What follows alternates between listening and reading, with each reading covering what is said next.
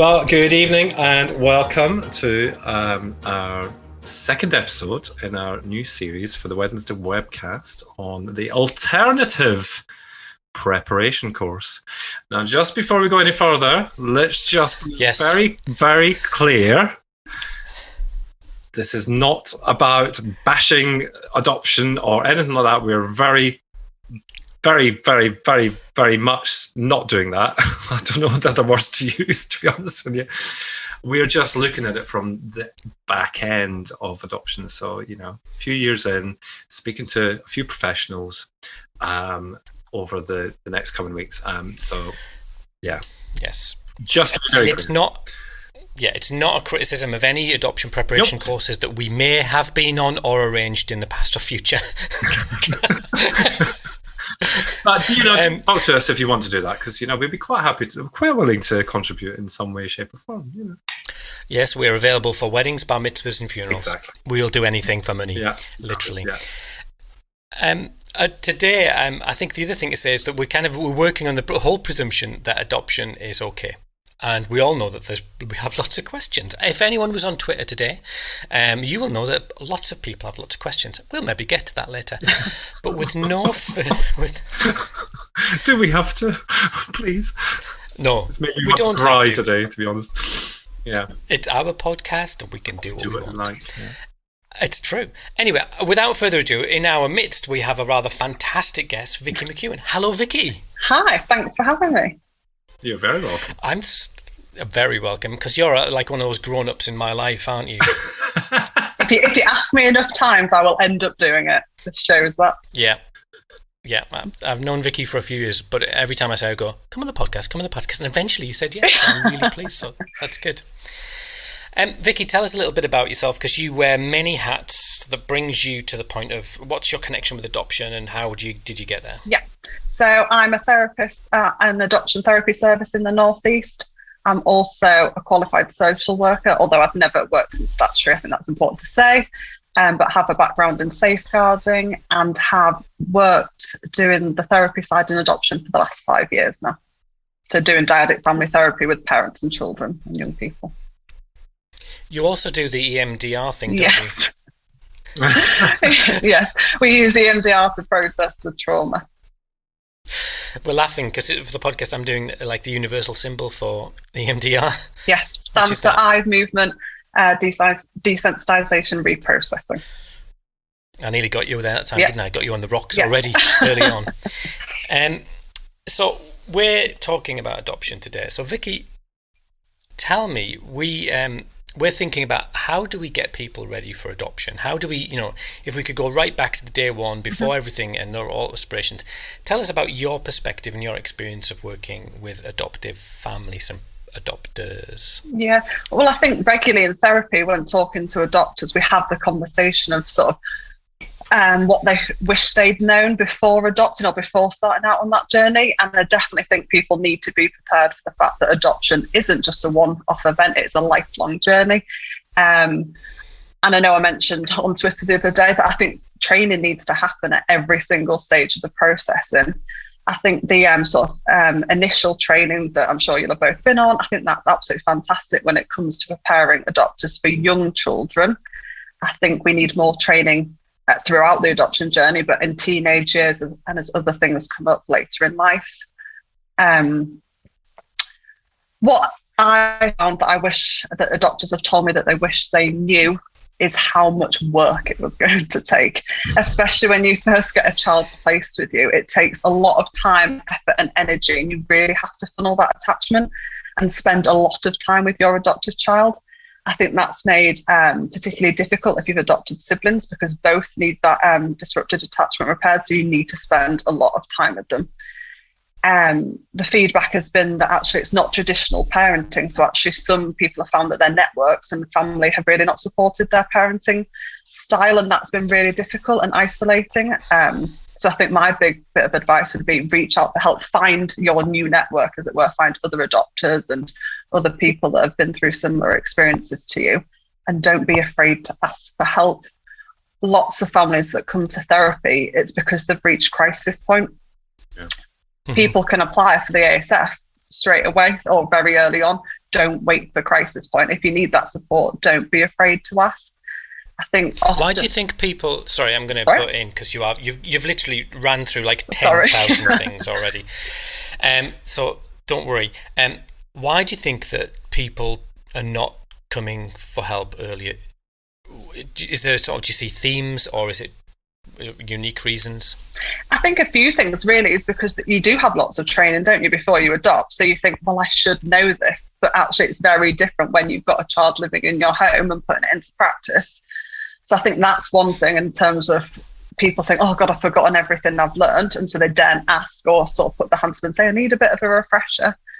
I think the other thing is that often when children are first placed, there is the honeymoon period in terms of everybody's getting on, and it appears on the surface that the attachment's being made, but actually once the child is embedded in that family and feels safe and secure, that is when the trauma comes up and out, and that's when the difficult times start, and that's the time to ask for help rather than thinking, oh well, we were doing fine for the first couple of years, so why now? Maybe we were blindsided by the child and sort of their sense of safety within this family. I think absolutely, if the trauma comes up, reach out for help and process that trauma with your child. Because you work, you're a therapist, you provide therapy to children, and do you see that, is it difficult to support families if they are at a position of trauma? What are the implications of coming at a position of trauma rather than coming when you've got worries or you're just kind of thinking you need help? I think at the sort of crisis point, it's very difficult in the sense that everyone in that family unit is usually sat in secondary trauma. So the child's trauma's up and out, parents have got secondary trauma, they're exhausted emotionally and physically. So actually it's about putting in the sort of the work to make sure parents are okay, to support. So it's managing that whole family system, because everybody's burnt out from living with trauma because it's contagious and exhausting to live with.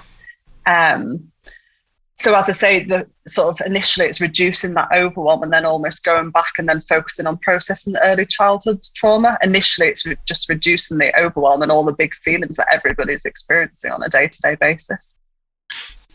Can I ask you, and not to draw you onto the rocks with this, but do you think there's stigma attached to all this in terms of, we know that the majority of families only access these services when they're on their knees. And thinking back to 2007, when we adopted our older two sons, there was no discussion about ongoing kind of support and therapies and all that sort of stuff. Do you think there's still a stigma attached? Do you think parents feel under pressure to kind of be the perfect parent within all of this? I think that's a difficult one, because I think in terms of the actual parent and family unit, I think they feel okay with accessing the support, but it's the people around them. So lots of, on my experiences, is that lots of people really struggle at school, and that's often played down or not supported, and that then makes the parents question, oh well, the child's not presenting that like that at school, it must be just us and our parenting, because they present very differently at home. Again, my experience is largely if the support is known about in the local community and people are talking about it, then people are more likely to access that support or go out and seek it. If it's not talked about, I know some of the families I've worked with have said, we didn't even know this existed. And we wish we'd had it sooner, sort of thing. So I think it's just people being aware that it's there, rather than, as I say, it been used at crisis point. Yeah. So going back to, this is our preparation course. So I guess one of the key messages then is expect to get help, as opposed to, are we saying that that is what we should say it's almost a given? You will need help. I think so. In some way, shape or form, I think you will need a little bit of help along the way, whether it's in terms of actual therapy or just regular training and refreshers. I don't think there's any harm in doing that and just keeping up to date. Things are always changing, and it's always good to have a refresher and just meet other people. So going on those training courses, you'll meet other adopters and just be able to share experiences. I know St James's Park, when you did that training, Scott, and Al, there was lots of people, or was it just Al that was there? There was lots of sort of people. I wasn't inside, they wouldn't let me out that day. So there was lots of people there just sharing experiences in the room and sort of good practice and what's worked. And those are really useful events to have and sort of, yeah. So, I was thinking about imagining that conversation in an adoption preparation group saying, actually, we expect you to need support. Yeah. Mm-hmm. That's a difficult conversation, isn't it? Difficult conversation, but an honest conversation, I would say, to have. And I do hope that that's happening more. I don't know, because I know on those sort of preparation courses, they do have adopters that go on, don't they, and talk. So I would hope that they would say, be prepared to ask for help and sort of don't be embarrassed to do so. I think that's a really interesting kind of point, because I mean, I've done it. I've gone to prep courses and talked. I've also heard of adopters who've gone and then not been invited back because they've been a bit too honest.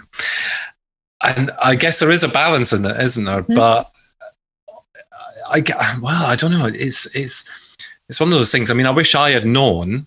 You know, bear in mind, it's a long time. Well, in adoption terms, it's a long time ago since we did it. But if I'd known, then it may have just made that little bit of difference to me, knowing that I would have been, you know, I could have, should have, and all that sort of stuff, been able to access those services. Because, you know, then when you do go and access them, the children aren't quite au fait with you accessing those services. They think that, you know, again, a bit of a stigma attached, you know, oh, I have to go to play therapy, or I have to go to this, or, you know, not saying all children would come up with it, but, you know, the majority of children would, you know, say the class teacher, well, I've got to go to play therapy now.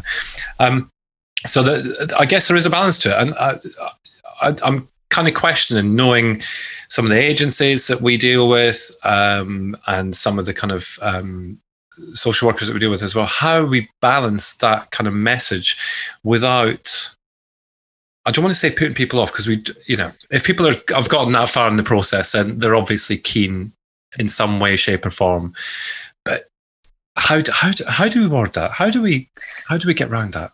I think there's something about, though, even like whether sort of adopters come back after sort of 6 months of that child's been in placement, because even recently adopters have said to me, they did tell us about this, they did warn us about this, but actually the reality of living with it is very different. And that's the time when they could do with a bit of a refresher, isn't it? Yeah. Because we were listening, but we didn't think it had happened to us, or we thought it'd be different for us.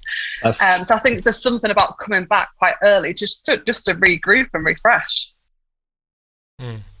So is it setting up that in preparation to say to people, actually, we're not necessarily asking you, but we will be checking in on you, even if you're telling us things are fine, that's fine, but the slightest hint, we need to be working on you.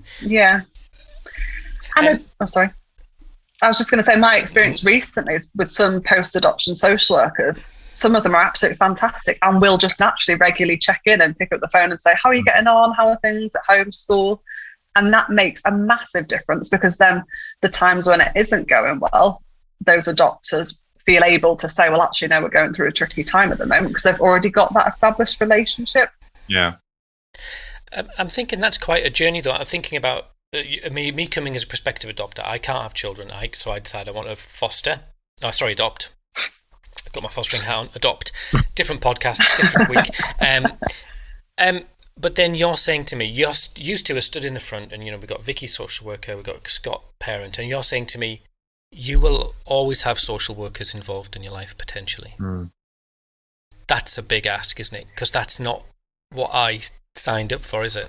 I think you'll always have them available, whether they'll be in your life, but I think having them available. I can't believe you've done that on my Facebook page, because now that literally my Facebook comment section is going to explode. My social worker's not available. I've tried to ring them 100,000 times. It's smoke coming out the back.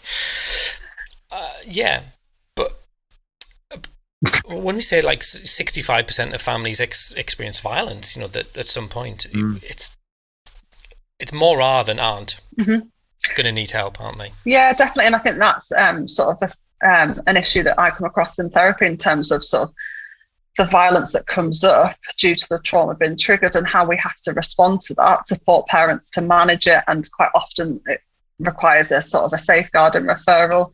Again, I think some social workers are absolutely fantastic at seeing that it is trauma that's been triggered, and come in and support people, support the families to manage that. But yeah, violence is definitely something that I see on a regular basis in the therapy room, which has been difficult through COVID, because usually we'd go in and help the child sort of lower the aggression through doing different sort of body moves, whether it's punching with pads or punching through newspaper or whatever, which obviously, as I say, has been made tricky through COVID. But it's about working with those feelings to help the child lower that feeling, and to help parents manage the behaviour in the home environment.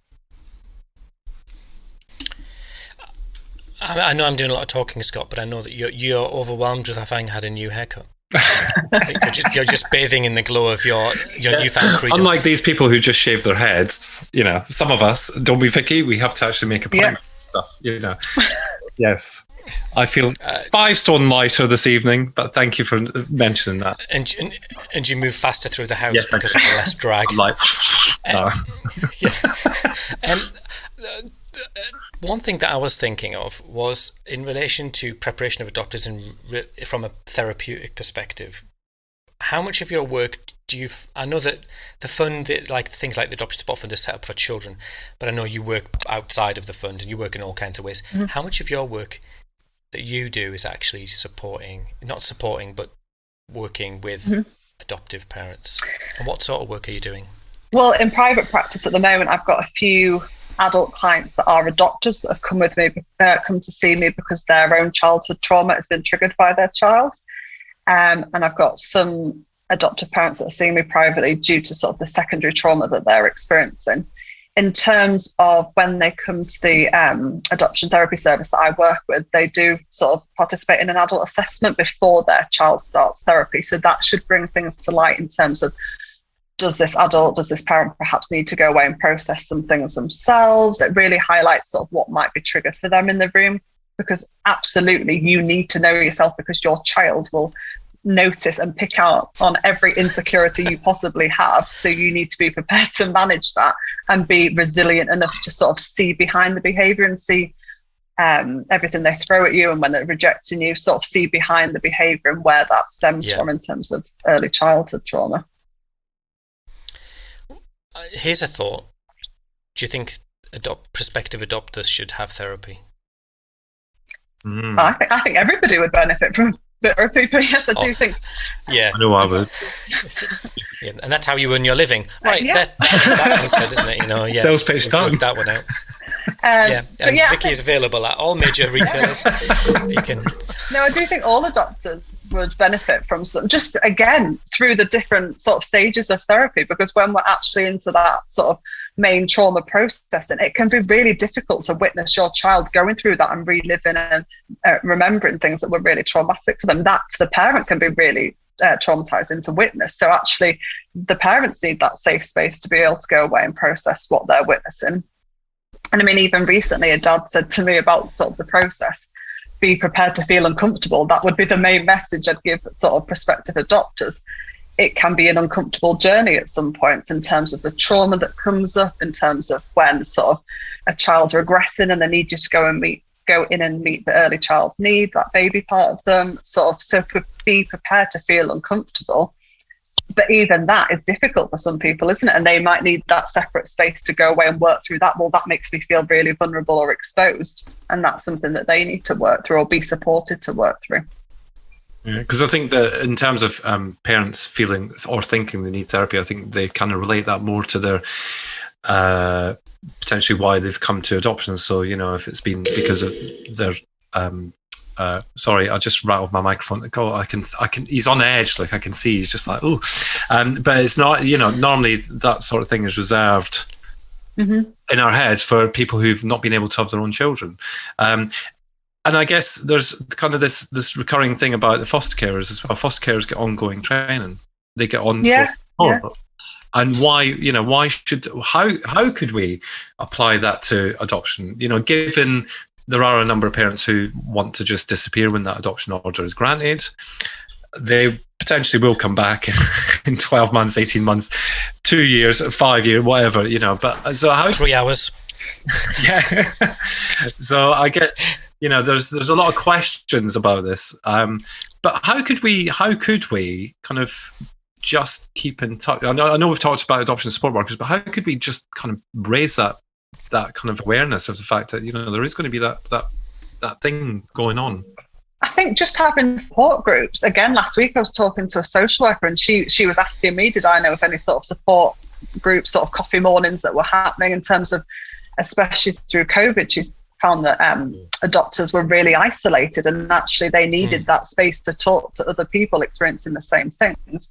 There doesn't seem to be that much sort of available in that sense, in terms of sort of just for adopters, in terms of, it's not necessarily training either, is it? It's just supporting each other, some sort of regular space and regular opportunity to meet up, to share their experiences. I do think there is probably a gap in that, and I don't know, obviously Twitter is used and some different Facebook groups, but again, I think sometimes it's better to be sat in a room and sort of talking to each other and sharing experiences. I mean, there are options out there, of course, but it depends on the geography as well, doesn't it? You know, how many, you know, if you're the only person in your whole county, I doubt that's possible, just using it as an example. But if you are the only person in your county, then the chance of a support group in your county is going to be fairly slim, aren't they? You know? Yeah.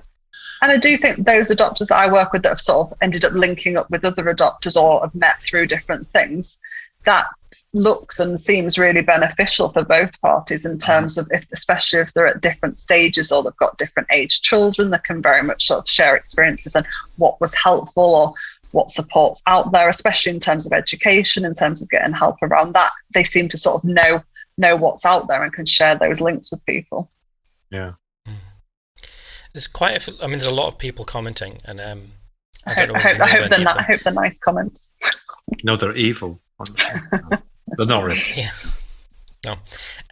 I can't read them when I'm talking, so that's my problem. I can't read them, so because I just don't. You know, it's like I'm typical bloke, really.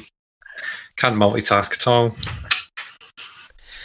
Yeah, I mean, there's a few questions, people talking a bit about support and sort of acknowledging that peer support's been really helpful for them. I think it just shortcuts all of those difficult conversations to go, yeah, my child's doing this and it's really tricky. But one question that someone came up, which was quite specific, is do you think that it's in relation to behaviours, and it was when we were talking about violence, but other sorts of behaviours that are unusual or not within sort of normal parenting kind of spectrum? Do you think? Give me an example. What are you meaning? Well, they've not given an example. Well, I guess we get sometimes sort of inappropriate reactions to strangers, that lack of stranger danger, food hoarding. You know, those hoarding of food, which is kind of a bit of almost it's not a cliche, but you know what I mean. It's kind of it's used all the time. Yeah. Do you think that we should be? How far deep should we go with preparation with adopters? How? Well, I suppose that is all there a comes. Balance? Yes, but I would have thought that would come up in sort of initial training, in the sense that all behaviour is communication, isn't it? So it's all communicating something, and it's about seeing behind that behaviour and what need is it meeting. So in terms of stealing or hoarding food, it's meeting a need because actually I don't trust the people I live with to meet that need and feed me, so I'm going to have to store the food myself to meet the need. So it's very much seeing behind it. It might be going up to sort of different strangers and stuff because you want to feel safe and you want everybody to like you, especially when children are over familiar. It's almost like, I'm going to make everybody know that I'm here so that my needs are met and I'm not forgotten about. So I would hope that I'm not sure, but I'd hope that comes up in some way, shape or form in sort of the early training, in terms of seeing behind the behaviour and how that behaviour is communicating a need. So that's answers. That was Delhi on the tweet on the Twitter, on the Facebook, love, on the Facebook. Yeah. And Leanna, yes, Leanna made a comment there about Adoption UK, and of course that's what I'm saying. A lot of agencies, a lot of adoption support agencies, they're all trying to do these things online. I guess, and I'm so grateful that they have kind of converted onto that, but there is nothing better than being in that room with the person. And I'm doing an online course at the minute, and we had feedback sessions today, and I was like, I'm really struggling with this because it's not in the room, you know. Yeah. It kind of transfers over a number of different areas in our lives, doesn't it? And hopefully, you know, we're kind of coming out that other end now, and we can start to get back to some form of normality to be able to support each other, I guess, whether that's through therapies and, counselling and peer support, etc. So yeah, everybody's trying to do a sterling job. We do appreciate that, but we obviously can't mention every single adoption in the land, but we know they're trying their best. Geography is a big part of that. I mean, I know in the northeast it's dead. Yeah, it's a wasteland. I always used to say, like, I could stand outside I could stand at my front door. Next door neighbours have kids. The other side have kids. Up the road have kids, etc., etc. But that experience for them is going to be different to me. If I want to find a family similar to my own, I may have to look 10 miles that way to be able to, so I'm not saying we're all in and out of our neighbours, but what I'm saying is, at least if you're talking over the back fence to your neighbour and saying, oh yeah, my 15-year-old's doing that. And, maybe they've had a 15-year-old who's, gone through the same things as a child who's, living with birth parents. But to do that through adoption is really difficult. Very difficult. You need very specific neighbours. You do. Very specific neighbours. That's why it takes a village to raise a child, doesn't it? Yeah. Oh, yes. Well, as Helen Oakwater said, it takes a city to raise a child. That's very. There you are. Thank you. It's true. It's what she says. Vicki, you were mentioning before as well, and this sort of links to preparation as well. And you mentioned that, I think, at the beginning, this idea that we prepare for young children, not necessarily other ages of development or milestones. So what were you thinking there? I just think there's something about what my recent experience has been in terms of people have sort of muddled through or sort of survived the early years, and it's when we get to the lovely teenage years that lots of other trauma surfaces, and how perhaps, my view anyway, is that adopters need to sort of come back and have more training around that. Because not only especially those that I see in therapy, they come into therapy to sort of work through their trauma and sort of repair the disrupted attachment at the same time as sort of the teenage brain kicking in, and they're naturally developmentally pulling away from parents. So I think parents need to know the strategies of how to manage that, because it is going to change and the risks change, and it's very different to manage, isn't it, to a young child, in terms of sort of you're encouraging your teenage child to have independence and go out into the big wide world, but they are probably going to show and exhibit more risky behaviours, and it's about how we support adopters to manage that. Otherwise we could be on the phone to the police a lot, or sort of parents are what are you on about? What are you talking? You're talking rubbish, surely. Where's the off button? This woman, this heresy. So I do think it'd be really useful, as I say, to have more training available, and as I say, it to be optional, because not everybody's going to want it or need it, but for those that need it, I think it should be made available to people to come back, and especially those teenagers now, in terms of social media is such a huge thing. And I'm not going to go down the birth family sort of route, but social media, in terms of being able to potentially contact birth families, I think that needs to be something that's talked about rather than shied away from, so that they don't go off and do it in secret and hide that they're making contact. I think where possible, in an age appropriate way, we need to be really honest and open with adopted children, so that they don't go out and sort of search for the truth because they feel it's been kept from them. Yeah. So, I mean, in some ways you're suggesting, like, at 8 years old, you get all the adopters back and you go, or not 8, when the children are 8, and say, we have a preparation for teenage years, 2-week course, and sort of flagging up themes and issues. Because I think I've found for my children, I don't know about you, Scott, but identity is really complicated about, I remember being slightly confused myself as a child, a teenager again, going, who am I? What do I want to do with my life? Where do I fit in? But all of those other questions about who the heck are my biological families? And I could look at my dad and my mum and go, oh, that's clear where I came from. But that's just not available to our children. So it just adds another layer of complexity to it, doesn't it?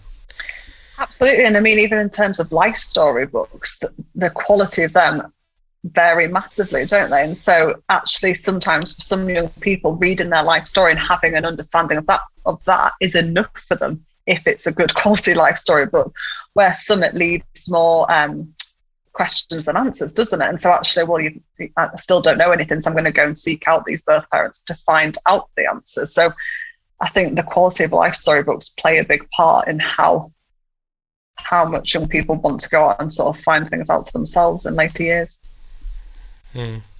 Definitely. Can I take us slightly off preparation groups now? And because there's a few people have wanted to talk about EMDR, and I didn't tell you I was going to do this, but a lot of EMDR, people are quite intrigued by it, and it's also there's people slightly it's sort of slightly mystified by it. What is actually going on? What is EMDR? What is it used for, and how can it benefit children who've been adopted and their parents? EMDR is used to process trauma. So often when we're overwhelmed, we can dissociate and we very much switch off because the feeling becomes overwhelming. It's about helping process that feeling so it doesn't elicit the same overwhelming feeling when we recall a memory. So we've been able to work through it. It's a lot quicker than sort of talk therapy because I use Therapeutic, so you've got a buzzer in each hand. So it's very much keeping the cognitive and the emotional parts of your brain online at the same time, rather than being triggered and sat in your emotional brain or just sat and thinking very cognitively. It brings them both together. So especially for young children, often the memories are body memories, so they don't have any cognitive sort of memory of what's happened to them. So again, it helps their body process what's happened and process those big feelings that have come up. So it's all to do with bilateral, as I say, keeping the cognitive part of your brain and the emotional part of your brain online at the same time.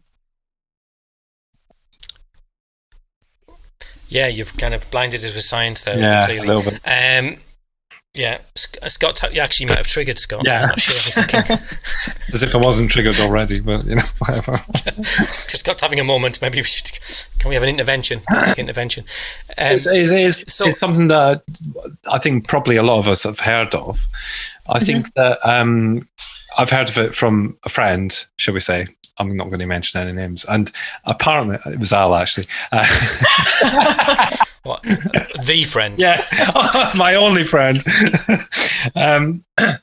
But what was interesting when I was listening was the levels or the potential, because everybody's different, the potential levels of success with that.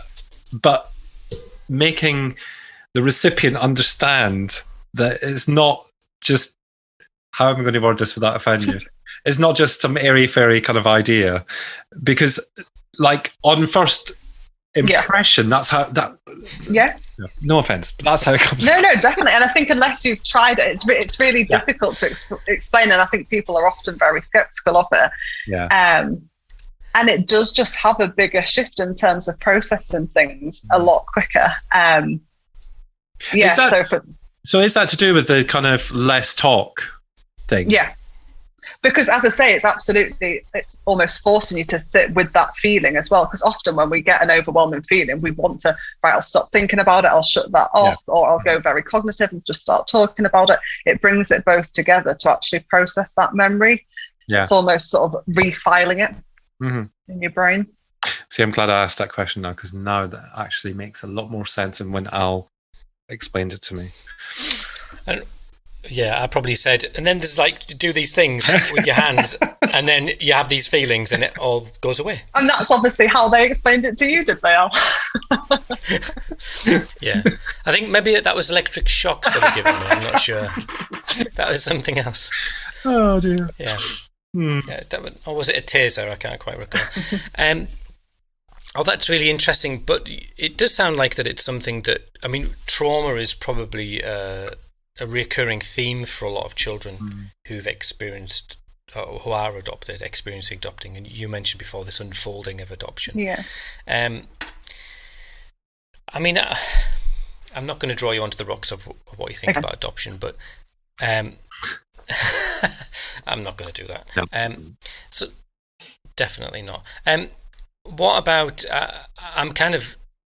I'm not sure what else to ask you really, because I think you've covered an awful lot of things, and it's not like me to have lots of questions. Scott, have you got any specific questions you want to ask Vicki? No, I was therapy. I was definitely more interested in EMDR. I guess in terms of thinking about why we're here, because we're here to talk about the preparation, and there may be people watching or listening after when it goes out as a podcast thinking, okay, so this is not what I thought it would be, and I guess that's not what we're here to do. We're not here to kind of put them off and stuff. So the therapy and the stuff that you provide is obviously in one area. So how can we kind of influence?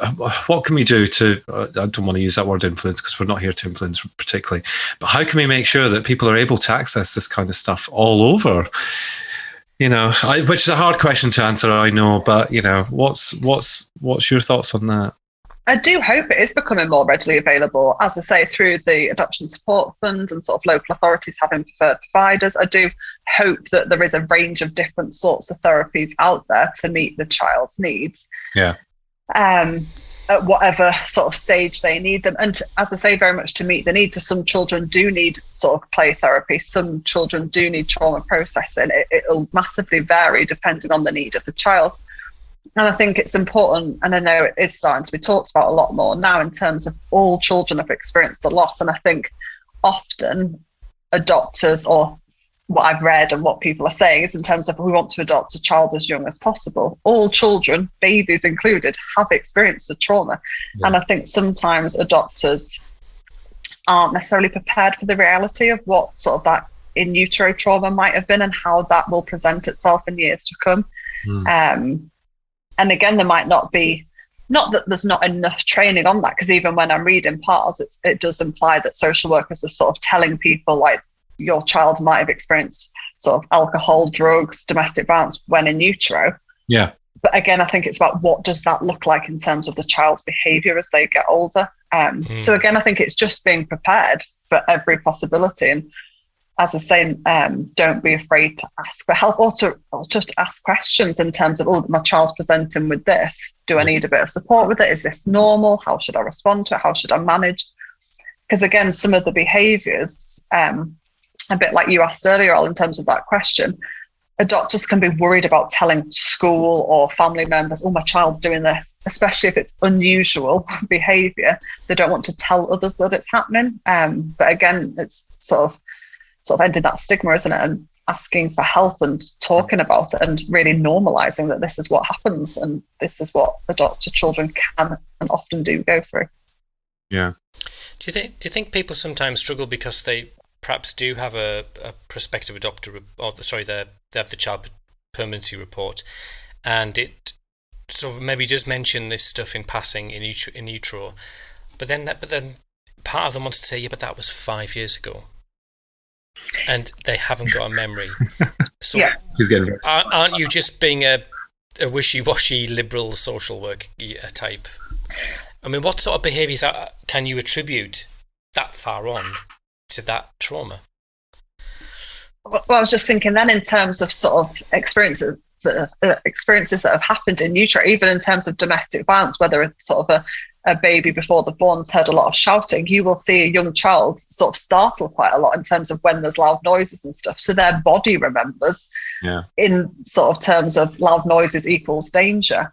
In terms of sort of if there's been no sort of nurturing in utero, and I know that sounds odd, but in terms of sort of meeting that baby's needs, whether it be through antenatal classes, making sure that you're eating well, etc., you'll often see very early when a baby's held, they're not making any form of eye contact with that parent. They're just very much looking off into space. So already there is no attachment there. There's no connection in that relationship. So it can happen so early on, no matter how young that child is when they're removed from the birth parents.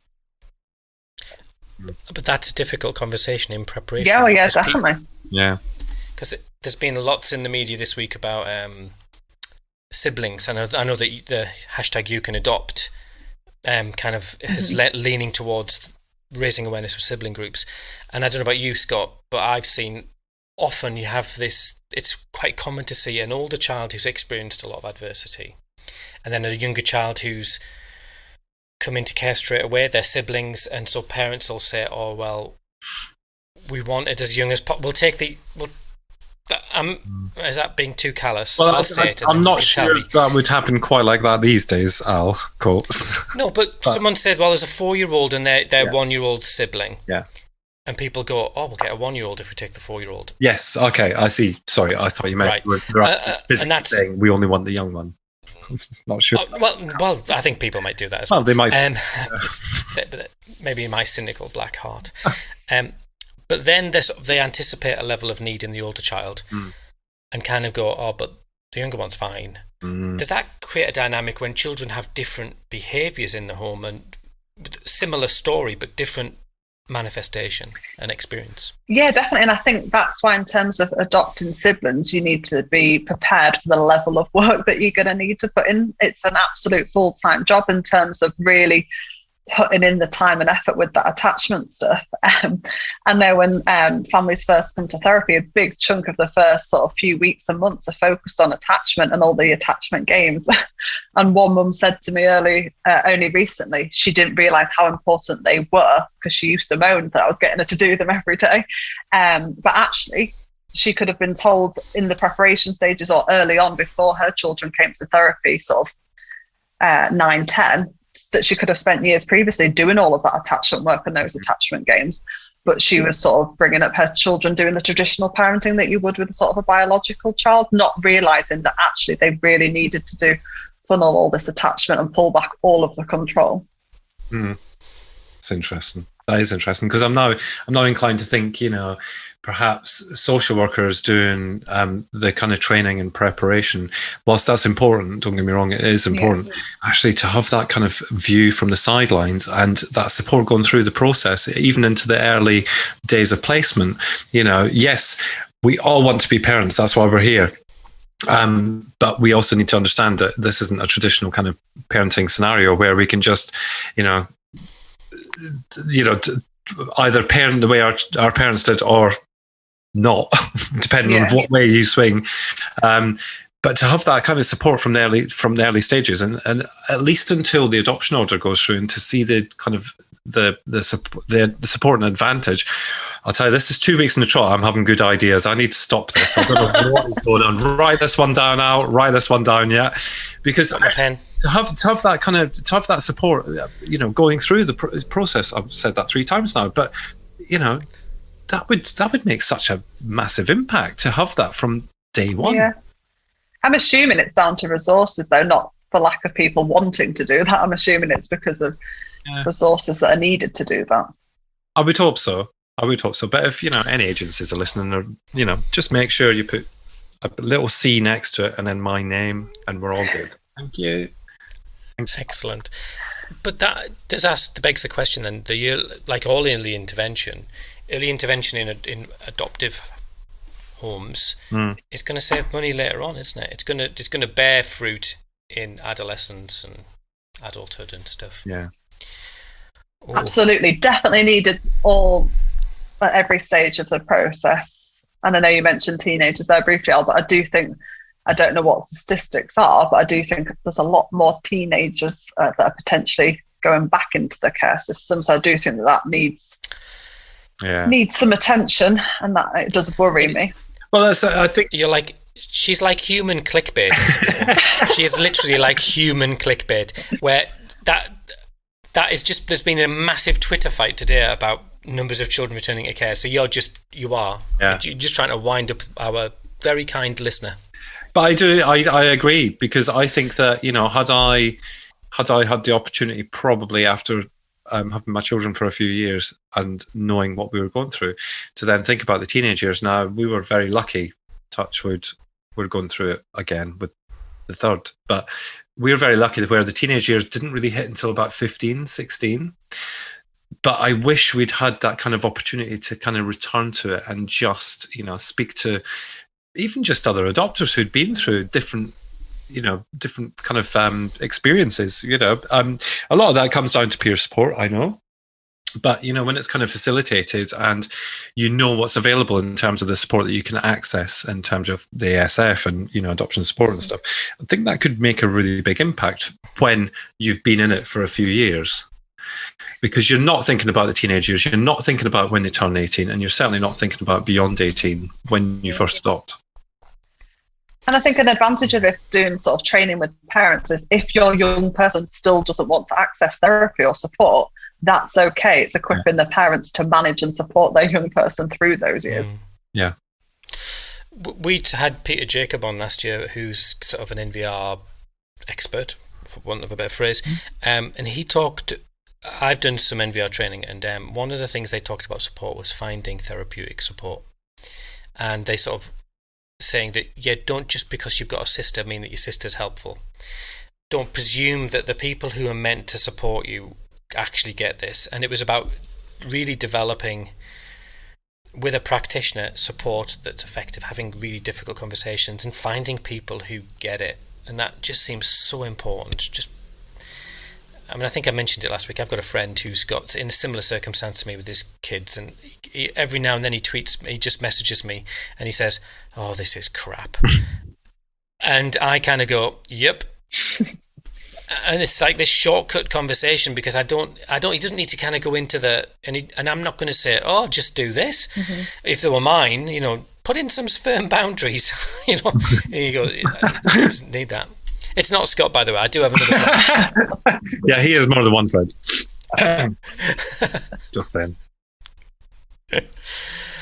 That has been incredibly helpful, hasn't it, Scott? Yeah, very. I'm so glad that we've kind of looked at it from this perspective, because I don't think that's an opportunity that we get when we're going through prep. And I think that is potentially it should be a key factor in it all, to be honest with you. We know who comes to prep courses, adoptees, potentially adoptive parents, birth parents, but just hearing it from this side and knowing that actually it's available, or it's potentially available, and we will need it, or we may need it, and being given permission to think like that. Yeah. So that's a big thing, isn't it? It's giving people permission to know that, yes, right now you might just be thinking, I just want to be a parent, but actually in 6 months, a year, 2 years, we're giving you permission to know that you can come back. Yeah. And I think it's door policy. Touching base with your sort of adoption agency, isn't it, or local authority, whoever, and finding out, because applying for the adoption support fund, that isn't necessarily a quick process. So it's doing it before, as I say, you reach crisis, because then even in that crisis point, it still might take a couple of weeks or months before you actually get the support you need. Yeah. I agree. I completely agree with that. Completely. But of course, we need to know when our crisis point is, which can sometimes be a little bit tricky as well. Yeah, it was March. It is right now. Tonight. March 2008. Vicki, there's been loads and loads of comments on our Facebook page. Could you? But I know you're on Facebook and you've kind of followed us. So could you go on there and answer any questions and stuff? That'd be really good. Can you tell people where they can get a hold of you? Because I know you've got different. You are the queen of memes. If you follow Vicki, I don't know how you find time to write. I don't know where you get them from. Where do you get all your memes from? Just on the internet and different adoption things, or anywhere really. But yeah, all my different social media things are BLM Therapy. And my website is blmtherapy.co.uk. And you're on Insta? What you on is on Insta? Everything's BLM Therapy. Oh. See, that was thought through, wasn't it? Very simple and consistent. Very thought. Wow. Yeah. That's why she gets the big bucks. Yeah, exactly. Digital marketing gone really well there. Yeah, it's true. So Vicki, thank you so much. Stay on the line, because we'll talk to you after this, and everybody bitch about everybody after this. What? You can't say that on the podcast. I'll have to put an explicit warning on, because you've used the B word. Oh, get a life. We've used worse and not had to put an E on.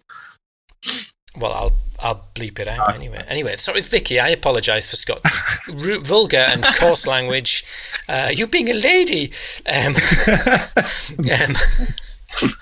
Okay, sometimes I feel my social work registration just fade away. Yeah, but before we go out, can we just tell everybody episode 3? What's episode 3? Next Wednesday, 8 o'clock. Who have we got? What are we doing? Who are we discussing? What are we discussing? We have got, for the first time ever, I think, dun, dun, dun. A practicing adoption social worker. Oh. Not a manager, not a head of a service, actual foot soldier on the front lines of social work. I love that. A foot soldier. That sounds... Yeah. And he's going to come on. He's going to talk about his we'll see if we can help him keep his registration through the process of bless him. He doesn't know what he's signed up to, does he? Bless his heart. And he's going to talk, and so people come on and ask questions and sort of what he's thinking about when he's doing preparation, and kind of let him unpick some of the challenges that social workers face, and maybe things that they'd like to say but don't say. Well, who knows? And like we said earlier, it's not about picking holes in adoption. It's just, this will be his view on how his experience over the years, and hopefully it'll give a little bit of an insight into the kind of the social worker experience in all this. Absolutely. So Vicki, thank you so much. You've been a wonderful, patient, kind guest. Thank you. Yeah. And look after yourself. Thank you very much. Thanks for having me. We will see everybody next week. Same place, 8 o'clock, Wednesday. Boom.